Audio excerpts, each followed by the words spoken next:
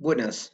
Queríamos compartir con ustedes una pequeña presentación como para cerrar el tema de polaridad de las moléculas, que ha sido entendido satisfactoriamente, pero queremos dar un cierre para estar en condiciones de un mejor entendimiento de la continuidad de este tema. Vamos a utilizar algunos de los ejercicios que tuvieron en la guía. Acá, por ejemplo, tenemos tricloruro de fósforo. O sea, fósforo unido con enlace covalente simple a 3 cloros. Y un par electrónico libre sobre el fósforo. Hemos utilizado la simulación que ya les habíamos brindado de PET colorado para representar todas las moléculas. En este caso tenemos geometría electrónica tetraédrica. Geometría de la molécula es piramidal, ¿bien? Porque hay un cierto enlace hacia abajo causado por la repulsión de este par electrónico sobre los pares enlazados. Los enlaces covalentes que se han realizado entre fósforo y cloro son polares, porque la diferencia de electronegatividad me da 0,9. Esta diferencia de electronegatividad se hace de forma tal siempre del más electronegativo menos el menos electronegativo. ¿Tá? Después, ¿cómo resolvemos esta cuestión? ¿Cómo la representamos? Con vectores que están dirigidos hacia el más electronegativo. Quiere decir que los cloros atraen más los electrones que el fósforo que está en el centro.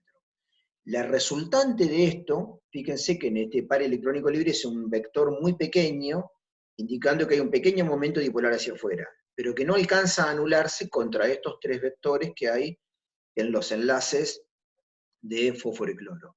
Por lo tanto, la resultante acá me dirá que hay una distribución asimétrica de carga y la molécula será polar. Veamos el siguiente ejemplo de trióxido de selenio.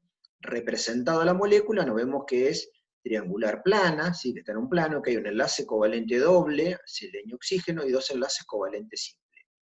De acuerdo a la propuesta de Trepev, el modelo que usamos, más allá de que los enlaces sean doble o simple, representan una nube electrónica, porque tienen una determinada ubicuidad en el espacio, ¿sí? Que hace, digamos, la función de repulsión electrónica. Por lo tanto, me queda una geometría molecular y geometría electrónica coincidentes de triangular plana. Acá representé como los vectores, como para indicar, imaginemos que son idénticos estos tres vectores, ¿bien? Como están hacia los vértices de un triángulo, esos tres vectores representan como los momentos dipolares de cada enlace, que tiene una polaridad importante, fíjense, 1,1. Pero como dije recién, como es simétrica la figura, terminan anulándose. Por lo tanto, esta molécula de trióxido de selenio será una molécula no polar. Veamos el siguiente ejemplo de tetraioduro de silicio. Es una geometría electrónica y geometría molecular que es tetraédrica, ¿sí? O sea, 4 enlaces covalentes simples, yodo-silicio. ¿El enlace es polar? Sí, la diferencia de conectividad me da 1. Veamos qué pasa con la polaridad de la molécula, no de la de los enlaces. Acá hice como la representación de todos los vectores estos, de qué es lo que ocurriría. Nuevamente, vamos a suponer que todos estos vectores son iguales. Como tenemos una figura geométrica, la resultante de todos estos vectores, al ser idéntico, va a ser igual a 0. Por lo tanto, esta molécula en su conjunto tendrá un momento dipolar igual a 0. Entonces será una molécula no polar. Veamos el caso del sulfuro de hidrógeno o ácido sulfídrico, si está en solución acuosa. Tenemos dos enlaces simples, azufre-hidrógeno, ¿bien? Y dos pares electrónicos libres, dos pares solitarios.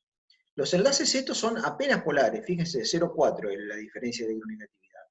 Los momentos dipolares estos, ¿hacia dónde se dirigen? Del hidrógeno hacia el azufre, porque el azufre es más electronegativo. Y acá tenemos los dos pequeños vectores de los pares electrónicos libres. Por lo tanto, acá tenemos todo un flujo de tendencia de la carga eléctrica hacia un lugar de la molécula. Terminará siendo una molécula polar.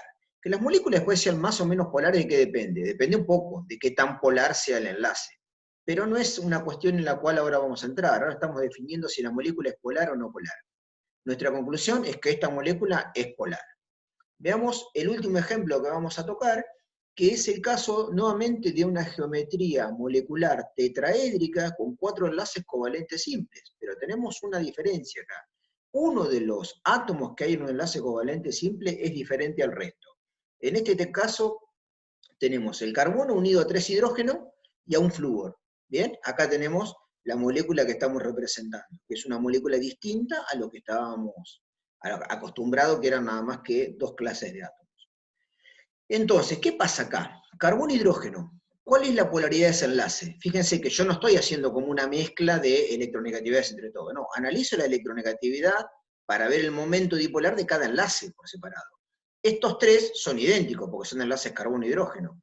¿Cuál es la diferencia de electronegatividad? 0,4. Apenas son polares, por eso hice pequeñas flechas ahí. ¿Bien? Y el otro enlace es carbono-flúor, acá. Fíjense cómo es ese enlace. La diferencia de electronegatividad me da 1,5, por lo tanto el enlace es mucho más polar que el otro. Por eso hice un vector que intentara representar esto, que ese enlace tiene una polaridad mucho más grande con la nube electrónica desplazada hacia el flúor. Por lo tanto, ¿qué tenemos acá? Nuevamente, como la carga eléctrica desplazándose hacia una zona de la molécula. Entonces, más allá de que es simétrica, como hay diferentes enlaces, tengo que prestar atención a esto para tener una conclusión sobre la polaridad de la molécula. En este caso, la conclusión es que la molécula de este compuesto terminará siendo una molécula polar. Perdón. Bueno, espero que ayude a terminar de redondear este tema y que pueda servir esta explicación para la continuidad. Hasta la próxima.